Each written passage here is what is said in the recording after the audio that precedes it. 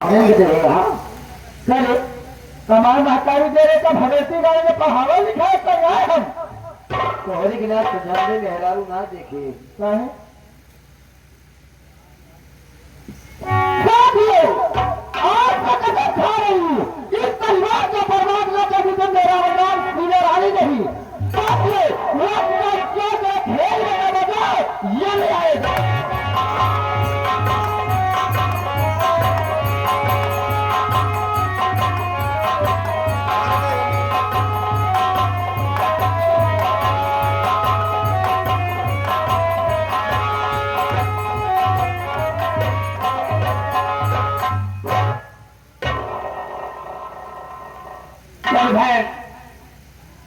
दूर दराज से आए हुए तमाम नदी जिले के प्रेमी भाइयों को हमारे तरफ से और हमारे सही संगीत पार्टी के मालिक विनोद कुमार यादव की तरफ से सारी साथ इस पार्टी के मास्टर हमारे माननीय महोदय से सुरेश कुमार प्रजापति की तरफ से अर्थात संगीत लेखक रामकिरण सोनी जो कि पनियारी धागा बाजार के रहने वाले हैं इनकी तरफ से सभी भाइयों का स्वागत व वंदन अभिनंदन करता हूँ। दोस्तों आइए संगीत के माध्यम से मेरा परिचय सुनिए कि मैं कौन हूँ, कहाँ से रहने वाला हूँ और मेरा नाम क्या है।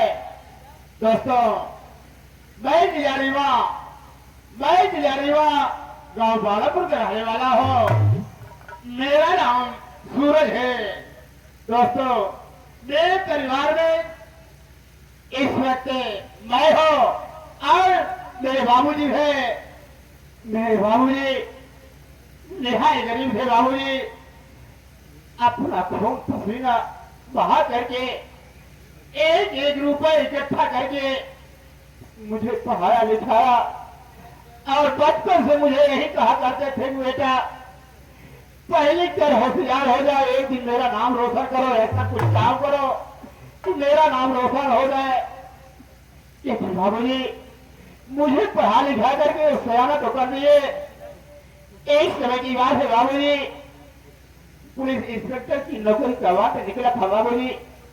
मेरे बाबूजी बोले बेटा तुम भी फॉर्म भर दो, हो सकता है कि ये ऊपर वाला एक गरीब ने सुन ले। मैं बोला बाबूजी अगर मैं फॉर्म भर दूंगा इसमें बहुत पैसा लगेगा, पैसे आएंगे कहां से। बोले बेटा तू घबरा नहीं, जो भी पैसा लगेगा अगर मैं तुझे पढ़ा लिखा करके सयाना कर दिया हो तो भी मैं किसी न किसी तरह से तुझे जरूर पूरा करूंगा। मैं फॉर्म तो भर दिया और कुछ दिन के बाद मुझे इंटरव्यू देने के लिए जयपुर जाना पड़ा। जब मैं जयपुर चला गया, जयपुर से कुछ दिन के बाद जब मैं घर वापस आता हूँ बाबूजी तो मैं क्या देख रहा हूँ कि मेरे बाबूजी जिंदगी की आखिरी सांस ले रहे थे। मेरे पहुंचने के बाद मेरे बाबूजी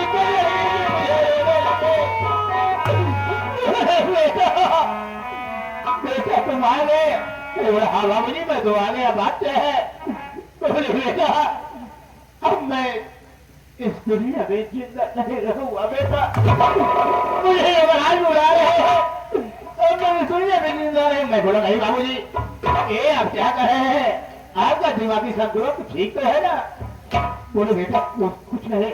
मैं बोला बाबूजी आप घबराइए नहीं, मैं आ गया हूँ, मैं आपका इलाज कराऊंगा, दवा कराऊंगा, आप ठीक हो जाएंगे, इसकी क्यों चिंता करते हैं।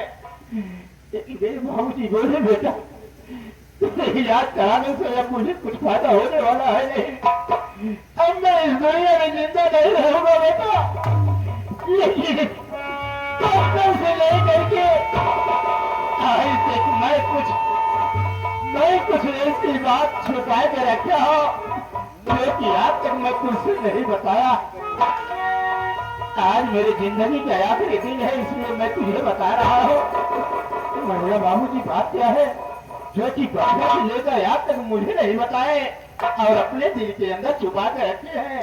बोले हाँ बेटा। मैं बोला बाबूजी क्या बात है। बोला बेटा बेटे सूरज, बेटे सूरज, मैं तेरे सगे बाप नहीं बेटा।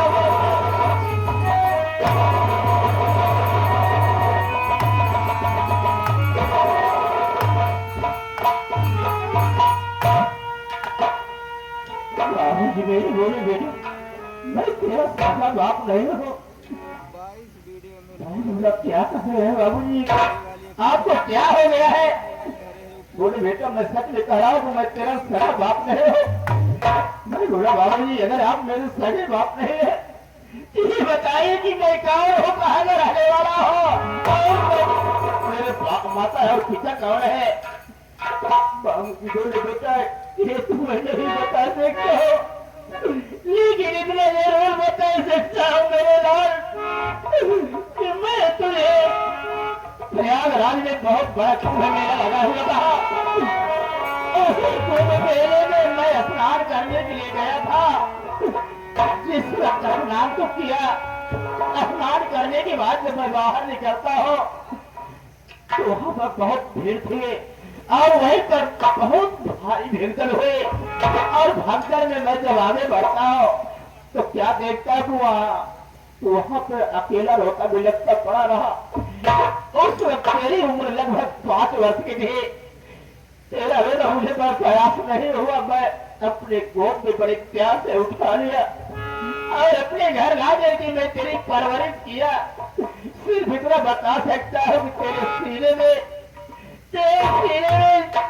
शंकर जी का चित्र छपा हुआ है, बाकी मैं एक नहीं बता सकता हूँ कि तू कहाँ का रहने वाला है, तेरे माता पिता का नाम क्या है। इतना के मेरे बाबूजी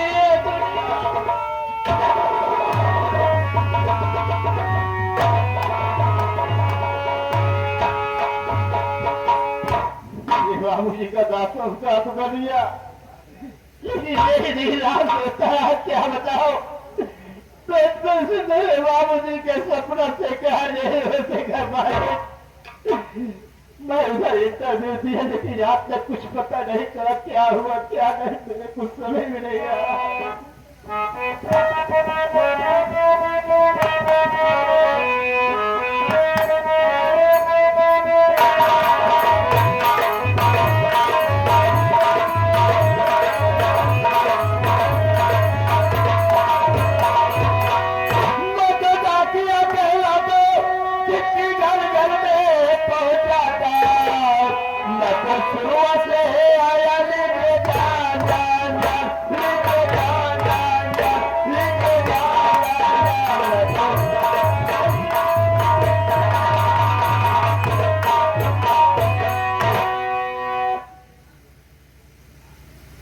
यार पता तो तुम्हें सही पहुंचो, लेकिन साला झोपड़ी में कोई खोपड़ी नहीं दिखाई दे रही। कौन बात नहीं आवाज लगा के तू और बोले जरूर। अरे यार झोपड़ी से वहां हो। गए हो, क्या बात है साहब? आपका नाम क्या है? सर मेरा नाम जानना चाहते हैं? हाँ तो मेरा नाम सूरज है साहब। कहिए इस नाचिस के दरवाजे में कैसे आना हुआ? सूरज सूरज कुमार, मुझे पहचाने हो? साहब लग नहीं पहचान रहा। अरे मेरे प्रसाद से पहचानने की कोशिश करो। साहब एक प्रसाद क्या है? प्रसाद से कहा जाता है। हाँ तो पहले ये बताओ, आपको नहीं समझ में आ रहा कि मैं कौन हूँ? अरे भाई मैं पोकमैन हूँ। अरे साहब पोकमैन है बल्कि पोस्टमैन कहा जाता है। अच्छा अच्छा, पोस्टमैन हमसे ज्यादा पढ़ा कहाँ? दोनों बात है। तो पहले ये बताओ, आप पुलिस की नौकरी करने के लिए फॉर्म भरे थे क्या? जी हाँ, एक साहब है तो काफी दिन हो गए। क्या हुआ साहब? उसके विषय में आपको कैसे जानकारी है? देखो ऐसे है कि चिट्ठी आई, डाक पर आया, मैं आपके दरवाजे पर आया चिट्ठी पहुंचाने के लिए। अच्छी बात है। देखिए ऐसा है, तो तुम्हारा पुत्र आया है? अरे साहब पुत्र नहीं आया होगा, बल्कि पत्र आया होगा। अरे यार वही तुम्हें बोला तुम्हारा खता है। अरे खतरा नहीं बल्कि फाड़ गए हुए साहब। आपकी बातों से तो मुझे आभास होता है कि आपको नौकरी कैसे मिल गई, मेरे ये समझ में नहीं आ रहा है। जबकि जो भी बात बोलते हो सब उल्टी सीधी ही बात बोलते हो। नौकरी पे मेरे शंका, देखो ऐसा है, तुम्हारी चिटकी है। चिट्ठी नहीं चिट्ठी आई होगी। अरे यार तुम्हारा वही लेटर है ना, जी हाँ। तो एक काम करो, ये पूरा आप ही का फाइल है, पढ़ो ये। अब देखा ऐसा पहले चिट्ठी तोड़ने लगे लेके आइए, अब कुछ सवेरे पार्क में होनी कराओ, हम गए दूसरे दुआरे। बात तो आप ये कह रहे हैं, इसे वो बताए आप मेरे ही दरवाजे पर आए हैं और कुछ न कुछ आपको चाहिए जरूर। चाहे जरूर यही साहब इसमें जितना मामूल हो, इतने लाचार हो, मेरे पास भी पैसे नहीं साहब, मैं आपको पैसे देने से मजबूर हो साहब। अच्छा ये बताएं, आप तो मुसीबत सुनाई आई है कि अपन नौकरी करते हैं? साहब मुझे मैं अपनी मजबूरी बता रहा हूँ।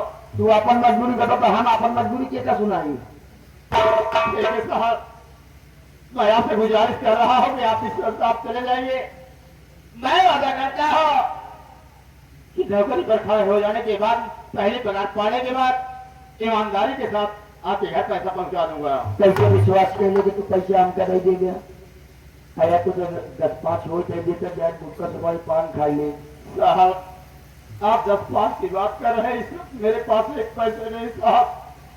आप इतना मेहरबानी करिए साहब, मैं आपकी बरकई करूंगा साहब। अब आई मारा सर तो गिराई से पहले ही बतावा, बड़कई तू करवा छुटका ही चाले के करे। साहब आप मजाक समझ रहे हैं, मतलब आप तो मैं एहसान जिंदगी भर कहीं छूटूंगा साहब। हाँ तब ऐसे कहा कर रहा, देखा भाई साहब पहली मोहनी तोहरे घिया भाई गया, अब वो होता ना जाता मोहनी हमारा खराब करे। या अगर ईमानदारी से अगर पैसे हमारे दे तो भाई साहब तो आप बहुत बहुत मेहरबानी हो। मेहरबानी होगी। हाँ ठीक है साहब जाइए, मैं पैसा पहुंचा दूंगा। ठीक है, तो आज मुसीबत देख के तुम चला जाते, पैसे ना लेते रहे, ये कभी सोचे कम भुला गया, पैसे लिया के दरवाजे पहुंचा दिया। अच्छी बात है साहब।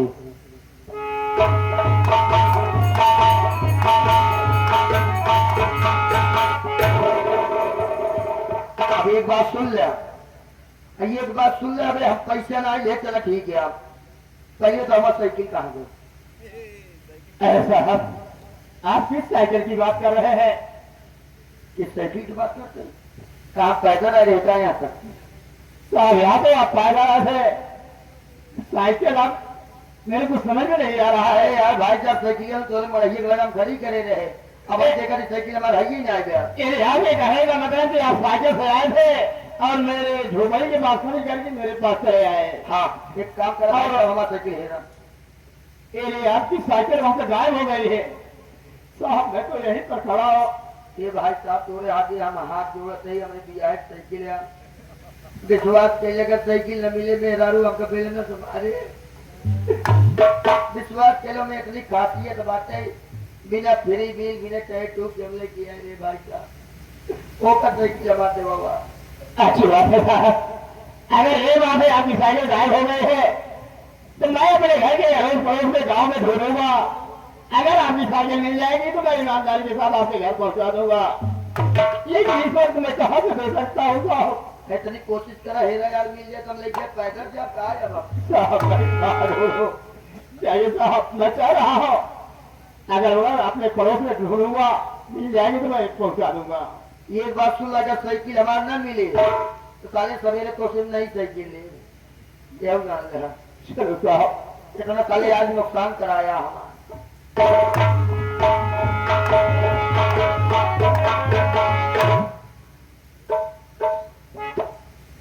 सूरज कुमार आपको मालूम हो यहाँ जो इंटरव्यू दिए थे आप इंटरव्यू में पास हो गए हैं और अगर ड्यूटी ज्वाइन करना चाहते हैं तो कल ही तुम्हें ड्यूटी ज्वाइन करना है। उन्हें प्रयागराज थाने में यह ऊपर वाले परमात्मा जो कि इस गरीब की पुकार सुन लिया। अब मैं इसमें कर रहा हूँ सामान का व्यवस्था करूंगा और आज ही शाम वाली ट्रेन से तैयार रह जाऊंगा तो अभी कल ही मुझे ड्यूटी ज्वाइन करना है। अगर कहीं मैं लेट हो गया फिर आया हुआ मौका हाथ से निकल जाएगा। चल आओ सामान करने।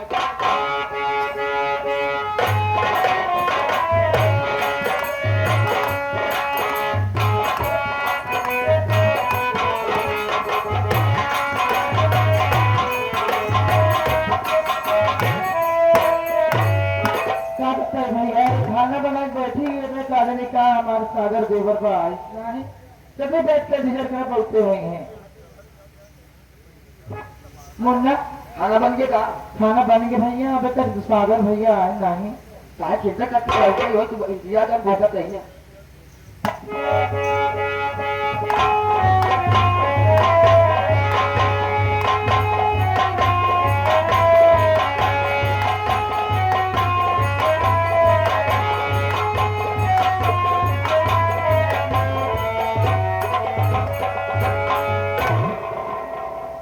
बाबू साहब जय शंकर। जय शंकर जय शंकर। और बताओ हरी कुमार क्या समाचार है? हमारा समाचार सब ठीक है। कैसे आज यहाँ पे खाना हुआ?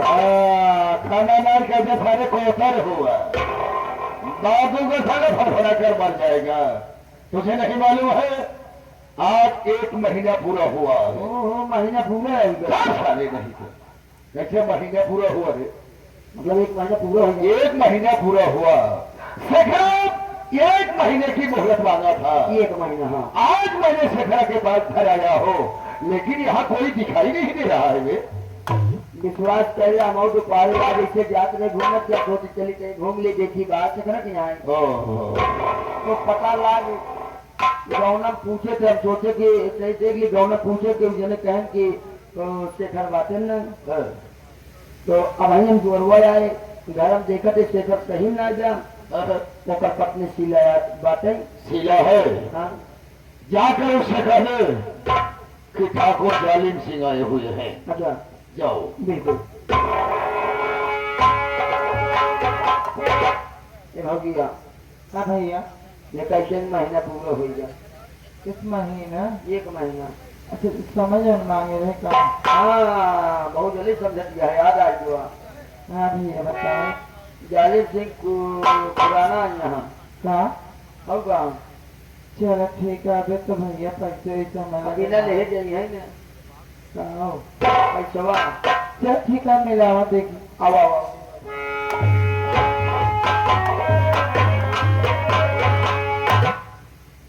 नमस्ते जमींदार जी। नमस्ते नमस्ते। ओ शीला, जी जमींदार जी। मैं तुमसे कुछ कहना चाहता हूँ। क्या कहा? मेरी बात सुनो।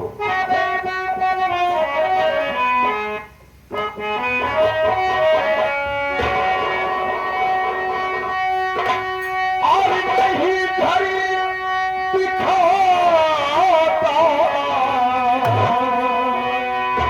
शीला, जमींदार जी। और नहीं धरी दिखाता ये शेखरा तुम्हारा।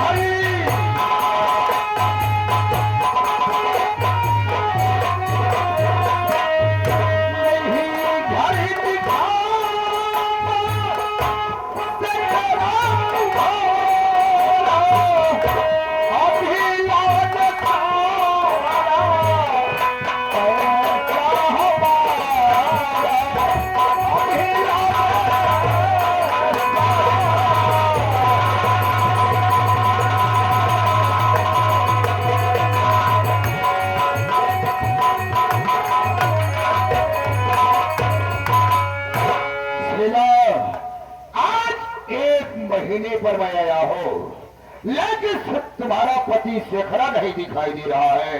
कहाँ पर गया है? ये जमींदार जी मेरे पति मुंबई कमाने गए हैं।